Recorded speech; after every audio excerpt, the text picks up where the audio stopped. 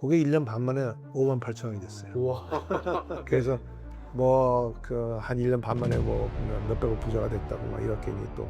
근데 머니 게임도 결국 개미들이 별로 못해서 멍청한 짓을 좀 해줘야지. 뭐 그러니까 AI가 지금 버블이다라는 얘기는 AI 시대가 온다는 거 증명하는 거예요. 그래서 그 타이밍이 이제 저는 2030년 정도로 보고 있는 거고, 그 이전에 우리는 전환의 그 변화가 일어나야 된다.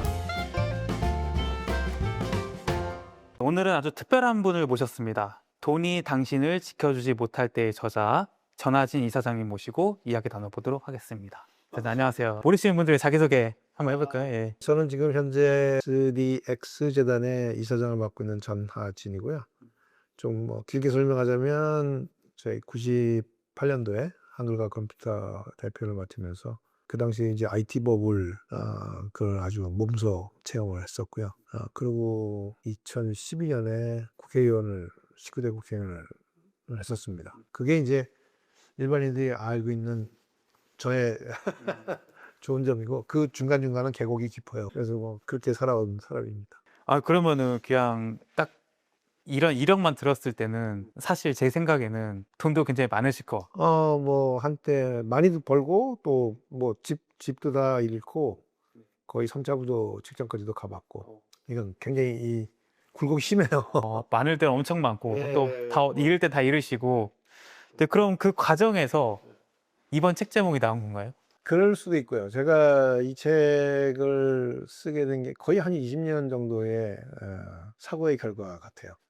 그러니까 책을 한 6, 7권 썼는데, 처음에 책을 쓴 거는 98년도에 한글과 컴퓨터 대표를 하면서, 그 당시 한글과 컴퓨터가 되게 이제 어려워져서, 그래서 이제 제가 소방수로 이제 CEO가 됐는데, 그 당시만 해도 CEO란 말을 쓰지 않을 때예요. 98년만 해도 제가 아마 거의 처음 썼을 거예요. 그리고 스탁 옵션이라는 것도 제가 거의 처음 받았어요. 그랬는데 이제 한글 컴퓨터가 어려워져서 제가 소방수가 됐는데, 저 역시 뭐 돈이 없이 아래 한글을 살릴 수 있는 그런 상황이 아니어서, 어떻게든 국내선 조달이 안 되니까 해외에서 이제 돈을 조달을 해야 되는데, 그래서 그때 한참 고민을 하면서 인터넷 시대가 온다라는 그 비전을 갖고 있었죠. 네. 그래서 이제 인터넷 시대가 오는데 우리 아래 한글 유저들이 한글이 사라지는 것을 이렇게 결사적으로 반대하는 한글 지키기 운동도 하고, 그렇기 때문에 이 한글 유저를 내가 인터넷 유저로 전환을 하겠다. 이제 그걸 가지고 제가 펀딩을 받아서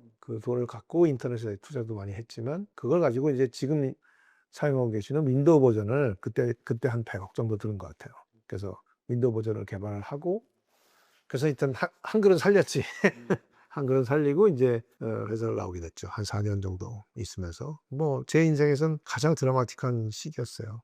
아니 그 98년 외환위기와 그 닷컴 버블을 경험하셨다고 하시니까 지금 이제 이 영상을 보시거나 이제 이사장님의 책을 보실 분들은 닷컴 버블? 뭐 지금은 이제 AI잖아요.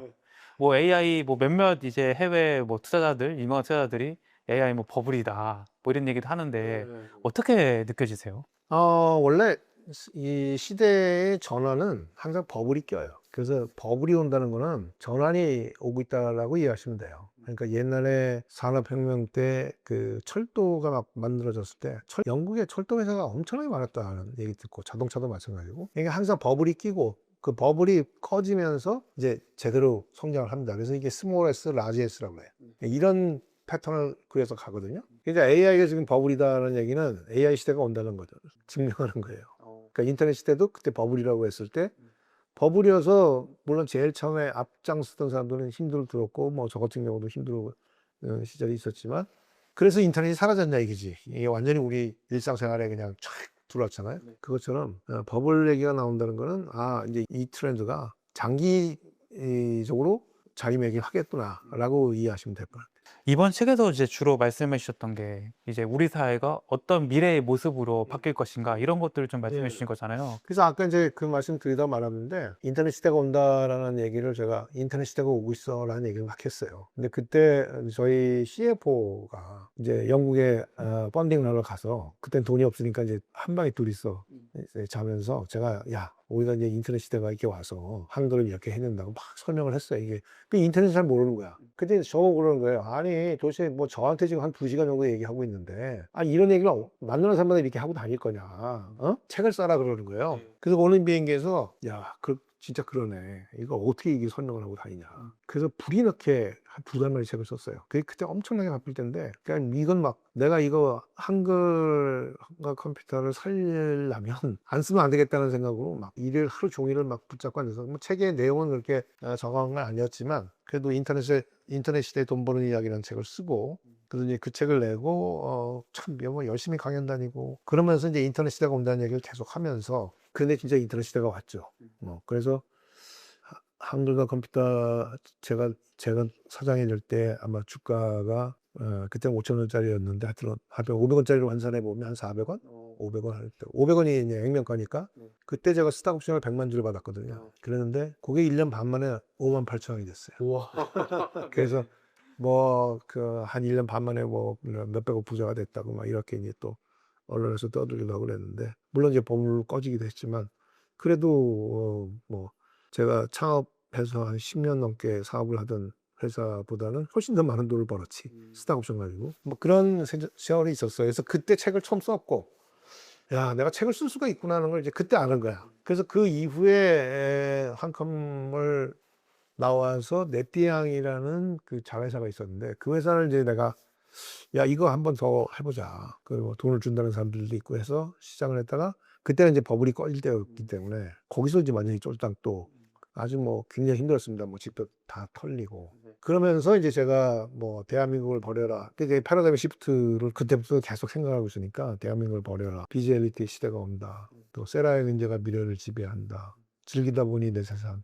계속 그런 생각을 하는 거예요. 그러다가 국회에서 제가 정치인들이 뭐 저도 정치를 했지만 정치인들이 우리 지역에 뭐 일자리를 창출하겠습니다. 이런 얘기 지금도 많이 하잖아요. 네, 일자리를 많이 창출하겠습니다. 네. 그래서 속으로 야, 저 사람들 도대체 무슨 일자리를 저렇게 창출한다고 저렇게 얘기를 하나.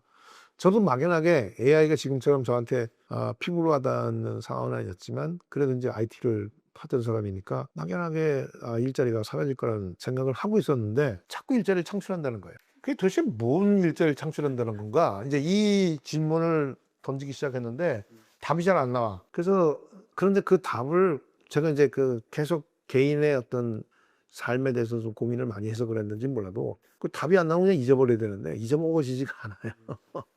그래서 계속 고민을 하면서 제 나름대로 이제 좀 결론을 낸 게 뭐였냐면 이제 매슬로우가 얘기하는 그 욕구 5단계 그냥 뭐 생존 욕구라든가 안전 욕구라든가 이런 욕구들을 향해서 지금 열심히 일을 해왔는데 야 이제 남은 건 이제 자아실현밖에 없구나. 그래서 이제는 내가 진짜 하고 싶은 일을 하는 세상이 오는 모양이다. 막연하게 그렇게 생각을 했어요. 자, 근데 그러면 자아실현을 하려면 모든 사람이 자아실현할 수 있는 사회적 인프라가 필요한데 네. 이제 그쯤에 이제 무슨 얘기들을 하기 시작했냐면 그 유니버셜 인컴이라고 해서 기본소득.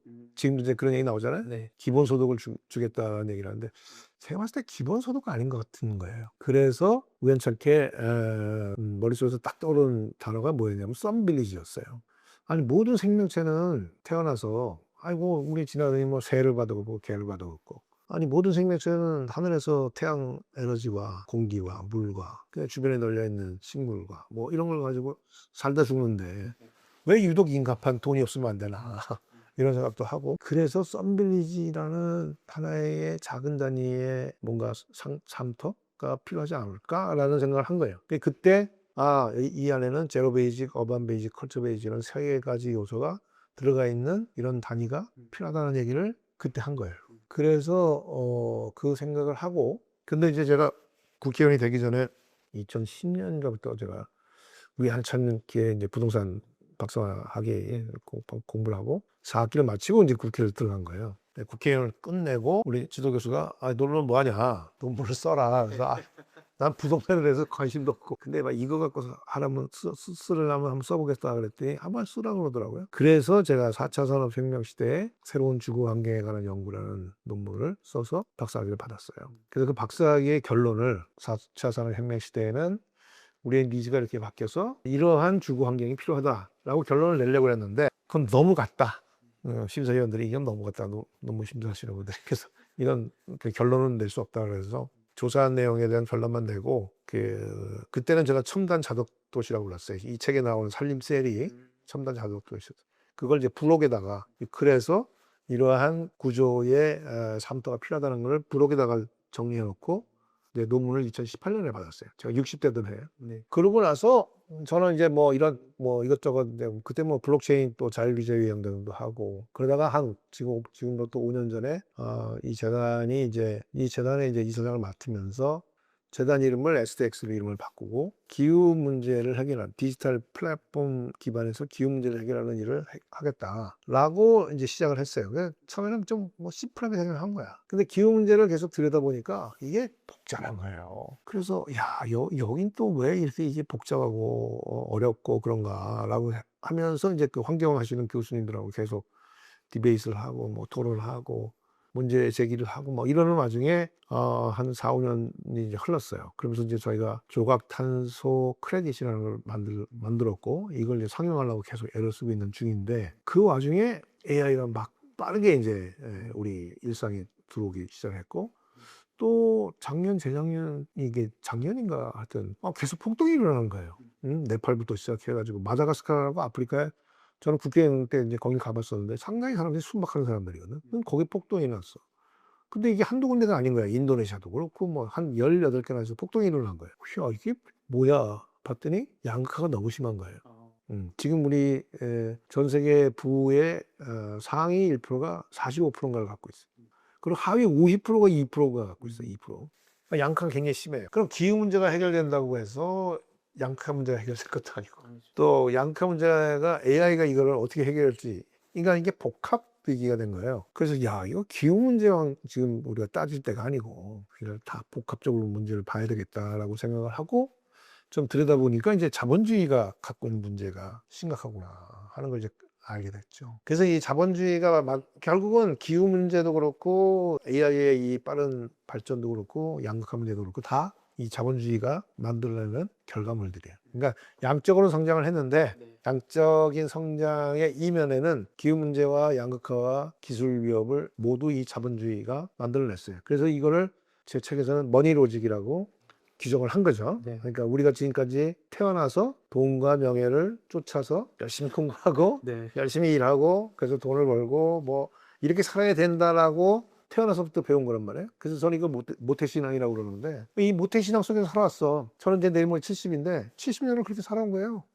그래서 돈을 열심히 벌어야 되고 사장할 때는 회사할 때는 이익을 극대화해야 되기 때문에 뭐 최선을 다해서 이거 살아온 거예요. 근데 이 로직이 지금 제대로 워킹하지 않는다.